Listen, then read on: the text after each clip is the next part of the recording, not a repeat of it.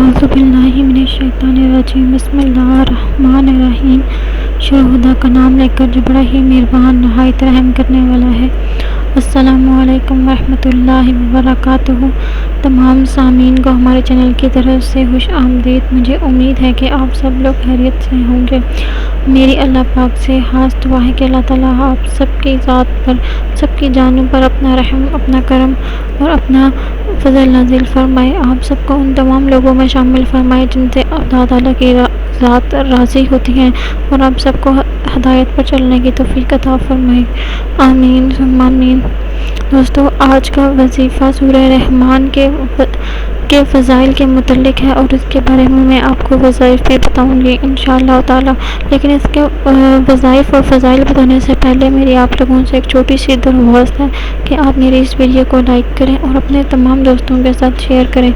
صرف آپ نے شیئر اس نیت کے ساتھ کرنا ہے کہ یہ ویڈیو آپ لوگوں کے لیے صدقہ جاریہ کا ذریعہ بنے گی۔ ہو سکتا ہے کہ آپ کے ایک شیئر کرنے کی وجہ سے کسی انسان کی بہت بڑی پریشانی یا مشکل حل ہو جائے۔ دوستو، اب میں آپ کو سورہ رحمان کے وظائف و فضائل سے آگاہ کرتی چلتی ہوں۔ آپ کو پتہ ہے سورہ رحمان قرآن مجید کی زینت ہے۔ آنکھ کے درد اور طحال کے مریض پر پڑھ کر دم کریں تو اس کو بھی صحت مل جائے گی۔ اگر کوئی اس سورت کو 11 مرتبہ پڑھے تو دلی مراد حاصل ہوگی۔ جو شخص اسے روزانہ پڑھے گا اس کا چہرہ قیامت کے دن 14ویں کے چاند کی طرح چمکے گا۔ حاجت برادری کے لیے اس کا نقش گلے میں باندھیں تو مقصد پورا ہوگا۔ اس کا نقش لکھ کر پانی سے دھوئیں اور ادھر ادھر دیواروں پر چھڑکا دیں تو موذی جانور بھاگ جائیں گے۔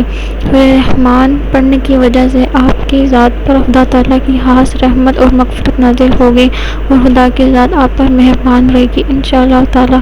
ان کے گھر میں رزق حلال آئے گا اور آپ لوگوں کو رزق کی فراوانی اور کشادہ رزق عطا ہوگا۔ اس مقصد کے لیے آپ کوشش کریں سورہ رحمان کی روز تلاوت کریں، اور اس کو تلاوت کو اپنا معمول بنا لیں، کیونکہ اس کو پڑھنے میں بہت ہی برکت ہے۔ دوستو، انشاءاللہ پھر ملاقات ہوگی آپ سے ایک نئی وظیفے اور ایک نئی ویڈیو کے ساتھ۔ تب تک کے لیے اللہ حافظ و ناصر۔